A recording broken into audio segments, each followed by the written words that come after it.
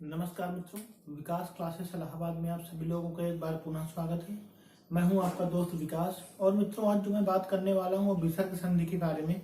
और विसर्ग संधि का ये दूसरा और अंतिम पार्ट है। आज से विसर्ग संधि आपकी खत्म हो जाएगी, यानी जो संधि का चैप्टर है वो आपका मित्रों खत्म होने वाला है आज से। तो बिना समय गंवाए आइए स्टार्ट करते हैं विसर्ग संधि पार्ट 2। विसर्ग संधि मित्रों आपका जो पार्ट 2 है, अगर देखा जाएगा कि विसर्ग संधि, और ये इसका है आपका पार्ट 2। अब देखिएगा, पहले नियम में मैंने बताया था कि जब संधि शब्द के मध्य में ओ की मात्रा आए और ओ की मात्रा के तुरंत बाद अगर आपको सार्थक शब्द मिलता है तो विसर्ग संधि हो जाएगी, और अगर ओ की मात्रा के बाद सार्थक शब्द ना मिले तो वहां पर जो संधि बन जाएगी मित्रों वो गुण संधि बन जाएगी। तो यहाँ पर मैंने आपको दो अंतर बताए थे।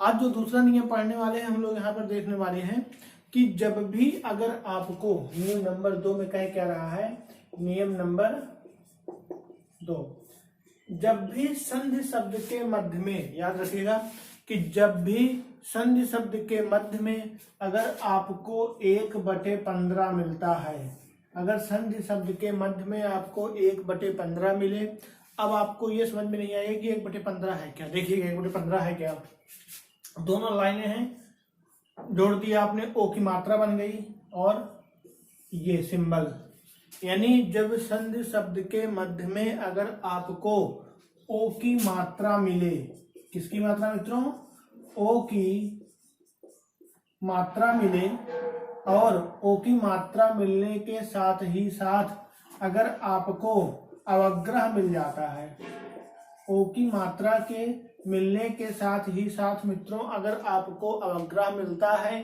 तो आप समझिएगा कि आपकी जो संधि बननी है वह आपकी विसर्ग संधि ही बननी है। और मित्रों, जब आप संधि विच्छेद करोगे तो संधि विच्छेद करते समय जो आपका अवग्रह होता है, अवग्रह का परिवर्तन मित्रों वो आपका आ में कर दिया जाता है। यानी जो आपका अवग्रह होता है, अवग्रह का परिवर्तन हमेशा किस में हो जाता है मित्रों, आ में हो जाता है। तो आप एक बार ध्यान से फिर से समझिएगा कि संधि शब्द के मध्य में 1/15 या कह लीजिए ओ की मात्रा और अवग्रह आए तो संधि आपकी जो बननी है वो विसर्ग संधि बननी है। इसके साथ ही साथ अवग्रह का जो परिवर्तन है मित्रों वो हमेशा आपका आ में कर दिया जाता है। यही आपकी जो संधि कहलाएगी विसर्ग संधि कहलाएगी। अब कुछ उदाहरण देखिएगा तब आपको ज्यादा अच्छे समझ में आएगा। जैसे आपके सामने अगर शब्द लिखा हुआ है कॉपी, शब्द क्या लिखा है, कॉपी लिखा है,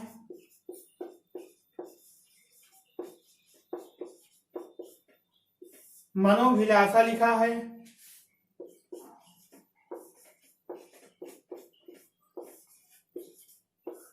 विष्णुवदत्त लिखा हुआ है। देखिएगा 3 शब्द मैंने आपके सामने लिखे हुए हैं। पहला शब्द मैंने लिखा है कॉपी, दूसरा शब्द लिखा है मैंने मनोभिलाषा, और तीसरा शब्द आपके सामने जो लिखा है मित्रों वो विष्णुवदत्त लिखा हुआ है। अब देखिएगा मैंने बताया कि शब्द के मध्य में किसकी मात्रा, ओ की मात्रा और अवग्रह, यानी 1/15 आपका आएगा। तो समझिएगा आपकी जो संधि बनेगी मित्रों कौन सी, विसर्ग संधि। यहाँ पर भी आपको ओ की मात्रा और अवग्रह मिल रहा है, यहाँ पर भी ओ की मात्रा और अवग्रह आपको मिल रहा है। इसका मतलब तीनों शब्दों में जो संधि बनेगी मित्रों कौन सी, विसर्ग संधि आपकी बननी है। अब इसी का जब हम विच्छेद करेंगे तो विच्छेद करते समय मैंने बताया है कि जो आपका अवग्रह है, अवग्रह का परिवर्तन हमेशा आ में हो जाएगा आपका। तो यहाँ पर जो बन जाएगा विग्रह तो आपका किस में बदल गया, आ में, और जो आपकी ओ की मात्रा है मित्रों, आ की मात्रा आपका विसर्ग में बदलेगा। दो चीजें हैं, क्योंकि आप संधि विच्छेद जो कर रहे हो विसर्ग संधि है ना, तो विसर्ग संधि में आपकी जो ओ की मात्रा है मित्रों वो आपकी हमेशा किसमें बदलेगी, विसर्ग में। जैसे पहले नियम में आपने पढ़ा था, पहले नियम में क्या था कि ओ की मात्रा जो बदलती थी किसमें मित्रों, विसर्ग में। तो यहाँ पर भी जो ओ की मात्रा है आपकी किसमें बदल गई, विसर्ग में बदल गई, और अवग्रह आपका आ में बदल गया। तो क्या बन जाएगा मित्रों, कहा, क्योंकि ओ की मात्रा बदली विसर्ग में, धन, अवग्रह बदला आपका आ में, और इधर क्या बचा, पी बचा। तो कह धन अपि बराबर कोपि बन जाएगा मित्रों।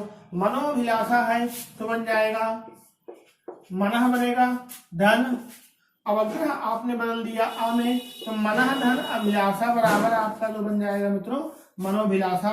विष्णु वदक है आपका तो बन जाएगा मित्रों विष्णु, क्योंकि ओ की मात्रा का विसर्ग और अवदत्त। ये हो गया इसके मित्रों संधि विच्छेद आपने देखा।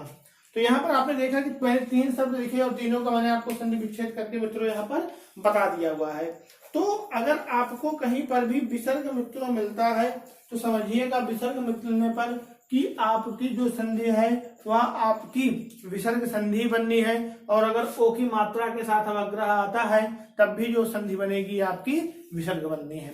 तो यहाँ पर आपने देखा कि नियम नंबर 2 था आपका, अच्छे से आपको समझ में आया होगा। तो अब मैं आपको जो लेके चलता हूँ नियम नंबर 3 की ओर लेके मित्रों चलता हूँ कि नियम नंबर आपका 3 क्या कहता है। देखिएगा नियम नंबर 3 क्या कहता है कि जब भी आपके सामने संधि शब्द दिया हो, विसर्ग संधि में नियम नंबर 3 क्या कहता है कि जब भी आपके सामने संधि शब्द दिया हो और संधि शब्द के मध्य में अगर आपको रा मिलता है, आधा रा, याद रखिएगा जब भी संधि शब्द आपको दिया हो और संधि शब्द के मध्य में आपको रा मिले, वो भी आधा रहे। अब इसमें चाहे ये वाला रा आए आपका या आपका ये वाला रा, तीनों रा को मैंने शामिल किया है। अगर संधि शब्द के मध्य में ये आपके रा आता है तो आप समझिएगा कि संधि शब्द आपका जो बनेगा वह आपकी कौन सी संधि बनेगी मित्रों, विसर्ग संधि ही बननी है। यानी संधि शब्द की शुरुआत में ये आए और इसके तुरंत बाद एक नियम और देख लीजिएगा इसी में पहचानने का, और अच्छे से आप उस चीज को क्लियर कर पाओगे। संधि शब्द के मध्य में आपको रा मिलेगा और इसके तुरंत बाद आपको सार्थक शब्द मिलेगा। इसके तुरंत बाद आपको क्या मिलेगा मित्रों, सार्थक शब्द मिलता है। अगर आपको ये तीनों रा मिले और तीनों रा में से एक रा ही मिलेगा मित्रों, तीनों रा नहीं मिलने वाले हैं, याद रखिएगा। तीनों रा का मतलब ये हुआ कि 3 प्रकार के हैं, 3 में से कोई एक आपको मिल सकता है मे भी। तो जब आपके सामने संधि शब्द दिया होगा और संधि शब्द के मध्य में आपका रा आधे रूप में हो और उसके बाद तुरंत आपका क्या जाए, सार्थक शब्द मिल जाए, तो समझिएगा मित्रों आपकी जो संधि बननी है वह आपकी विसर्ग संधि ही बननी है। और मित्रों जब संधि विच्छेद होना है तो संधि विच्छेद होते समय जो आपके ये तीनों रा हैं इनका परिवर्तन हमेशा पिछली बार की तरह ही किसमें मित्रों, विसर्ग में कर दिया जाएगा। तो यही आपका जो बन जाएगा मित्रों वह क्या बन जाएगा, संधि विच्छेद बन जाएगा। अब देखिएगा आइए देखते हैं कुछ उदाहरण, तो वहां से अच्छा आपको और भी अच्छा कॉन्सेप्ट क्लियर हो जाएगा। पहला जो उदाहरण है आपका वो लिखा हुआ है निर्धन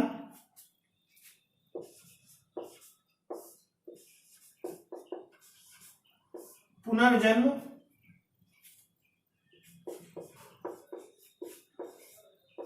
निर्गुण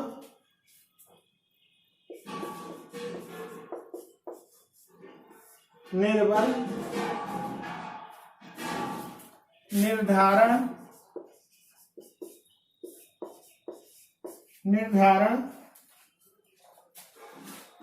दुर्जन।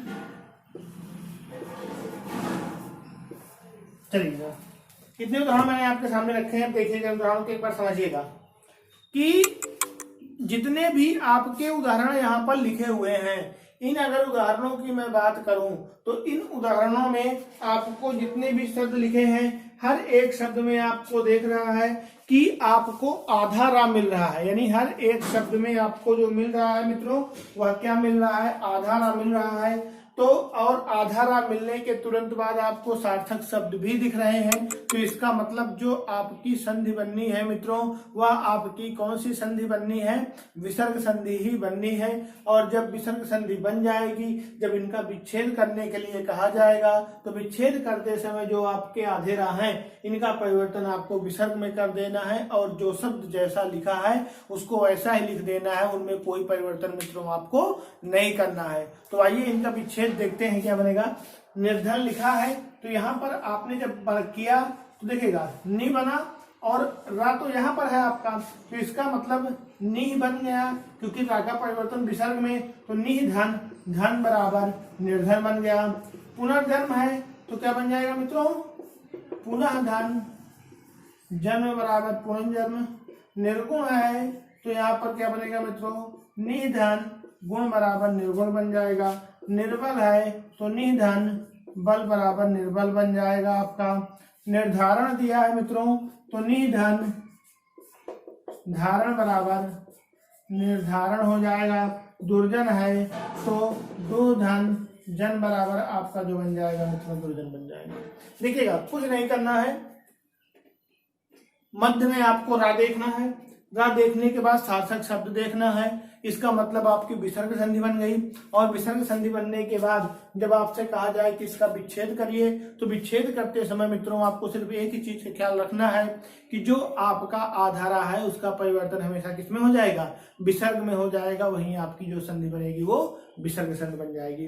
तो एक बार आप देख लीजिए, इसका स्क्रीनशॉट भी लीजिए, फिर इसके बाद मैं आपको विसर्ग संधि का अंतिम नियम बताता हूं कि अंतिम नियम आपका क्या कहता है। देखिएगा विसर्ग संधि का आपका अंतिम नियम क्या कहता है। अंतिम का मतलब यहाँ पर हम जो बात कर रहा हूं मैं वो चौथे नियम के बारे में बात कर रहा हूं कि चौथा नियम आपका क्या कहता है। देखिएगा चौथा अगर नियम के बारे में आपसे बात करना चाहूं तो चौथे नियम की ओर अगर देखा जाएगा तो चौथा जो नियम है वो कहता क्या है, नियम नंबर यहाँ पर 4 डालिएगा, और कहता क्या है कि जब भी आपके सामने संधि शब्द दिया हो, याद रखिएगा, जब भी आपके सामने संधि शब्द दिया हो और संधि शब्द के मध्य में, मध्य का मतलब बीच में, याद रखिएगा, संधि शब्द के मध्य में आपको अगर ये तीनों सा मिलते हैं, किस रूप में, आधे रूप में, अगर ये तीनों शब्द आपको मिलते हैं और किस रूप में मिलते हैं मित्रों, आधे रूप में मिलते हैं, तो आप समझिएगा कि आपकी जो संधि बननी है वह आपकी विसर्ग संधि ही बननी है। यानी जब मध्य में आपके ये तीनों सा में से कोई एक सा आधे रूप में आ जाए और उसके बाद तुरंत आपका सार्थक शब्द आए, तो आप समझिएगा कि जो आपकी संधि बननी है मित्रों वो विसर्ग संधि बननी है। और जब संधि का विच्छेद करने के लिए आपसे कहा जाएगा तो विच्छेद करते समय ये जो तीनों हैं इनका परिवर्तन आपको किसमें कर देना है मित्रों, सिर्फ और सिर्फ विसर्ग में कर देना है। इसके अलावा आपको और कोई परिवर्तन नहीं करना है, और यही संधि जो आपकी हो जाएगी वो विसर्ग संधि और विच्छेद आपका बन जाएगा। तो आइए कुछ उदाहरणों की ओर मैं आपको लेके चलता हूँ। पहला उदाहरण आपका अगर दिया हुआ है, जैसे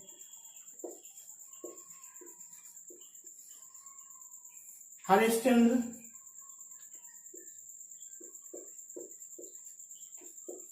पुरस्कार धनुष्टंकार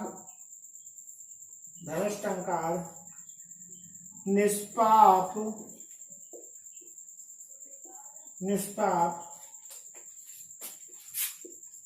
नमस्ते निष्कपट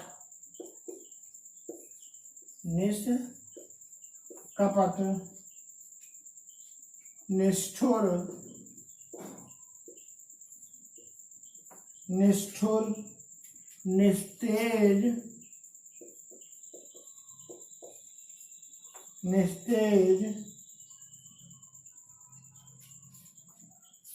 अब देखिएगा यहाँ पर इतने शब्द आपके सामने मैंने लिख रखे हैं, ठीक है। तो अगर इन शब्दों की बात की जाएगी तो सभी शब्द आप देख रहे हो, सभी शब्दों के मध्य में आपको जो मिल रहे हैं वह मित्रों क्या मिल रहा है, आधा सा आपको जरूर मिल रहा है। यहाँ पर देखिए आधा सा, यहाँ पर आधा सा, यहाँ पर यही हर एक शब्द में आपको जो मिला है आधा सा मिला है। आपको चाहे दंत हो, चाहे तालु हो मित्रों, चाहे मूर्धा हो, तो वहीं से आप समझ जाओगे कि जो संधि बननी है वो आपकी कौन सी, विसर्ग संधि बननी है। और जब संधि विच्छेद आपसे कहा जाए तो संधि विच्छेद करते समय आपको करना क्या है कि जो भी आपके तीनों सा है जैसे मैंने बताया, तो इनका परिवर्तन आपको सिर्फ विसर्ग में कर देना है। वहीं आपकी क्या बन जाएगी मित्रों, संधि विच्छेद बन जाएगा। अब संधि विच्छेद करते हैं, देखिएगा इसका जो बनेगा वो क्या बनेगा, हरि, और शा का परिवर्तन विसर्ग में हुआ तो हरि ही धन चंद्र बराबर हरिश्चंद्र। पुरस्कार में क्या बनेगा, पुरः धन कार बराबर पुरस्कार। धनुष टंकार में बनेगा धनु धन टंकार बराबर धनुष टंकार। अगला है आपका निष्पाप, तो निधन पाप बराबर निष्पाप। नमस्ते है तो नमः धन ते बराबर नमस्ते। निष्कपट है तो निधन कपट बराबर निष्कपट। निष्ठुर है तो बनेगा निधन ठुर बराबर निष्ठुर। निस्तेज है तो निधन तेज बराबर जो बनेगा मित्रों वह निस्तेज बन जाएगा। देखिएगा बहुत ही सिंपल है और बहुत ही सिंपल लैंग्वेज मैंने बताने की कोशिश की है विसर्ग संधि को। मैंने कोई भी यहाँ पर जो किताब की लैंग्वेज है उसको नहीं ले लिया है ताकि आपको बहुत अच्छे से समझ में आ जाए, मैंने कोशिश की है। और मित्रों देखिएगा जब आप वीडियो पूरा देखोगे तभी आपको कॉन्सेप्ट क्लियर होगा। अब अगर आप 2-4 मिनट में सोचो कि संधि समझ में आ जाए तो मैं क्या, कोई भी दुनिया का टीचर आपको 2-4 मिनट में संधि आपको नहीं समझा सकता। इससे आसान विधि आपको और कोई नहीं मिल सकती। अगर आप किताब की लैंग्वेज में उलझोगे तो आप उसी में उलझ के रह जाओगे और कॉन्सेप्ट जो आपका है वह आपका कभी भी मित्रों क्लियर नहीं होने वाला है। तो जो मैंने आपको नियम बताए हैं इन नियमों को एक बार आप जरूर देखिएगा और इनको जब तक आप अपने उपयोग में नहीं लाओगे, यानी जब तक आप इनकी प्रैक्टिस नहीं करोगे, जब तक ये आपको याद रहेंगे और जब आप प्रैक्टिस करना छोड़ दोगे तो आपको भूल जाएंगे। यानी डेली बेसिस पे आप करते रहो, देखना आपको एक दिन बहुत अच्छे से याद हो जाएगा मित्रों। तो आज के साथ ही मित्रों विसर्ग संधि हमारी खत्म होती है। हमने जो संधियां पढ़ी वो तीनों संधियां पढ़ ली हैं, वो विसर्ग संधि भी पढ़ी है हमने, व्यंजन भी और स्वर संधि भी। मित्रों इसके साथ ही साथ यहाँ पर आपको वीडियो भी मिलते हैं, तो वीडियो में भी आपको क्वेश्चन मिलते हैं डेली बेसिस पे लगभग। तो उन वीडियो को भी आप देखें और जो भी क्वेश्चन आपको समझ में नहीं आते उसमें आप कमेंट बॉक्स में जाकर कमेंट करें। मैंने प्ले लिस्ट बना दी है, जो क्वेश्चन के वीडियो हैं वो अलग हैं और जो आपके संधियों के और चैप्टर के वर्णमाला के वीडियो हैं वो अलग हैं, तो उनको आप जरूर देखते रहें। और मित्रों अब हम मिलेंगे एक नए अध्याय के साथ अगले वीडियो में, तब तक के लिए धन्यवाद मित्रों, नमस्कार।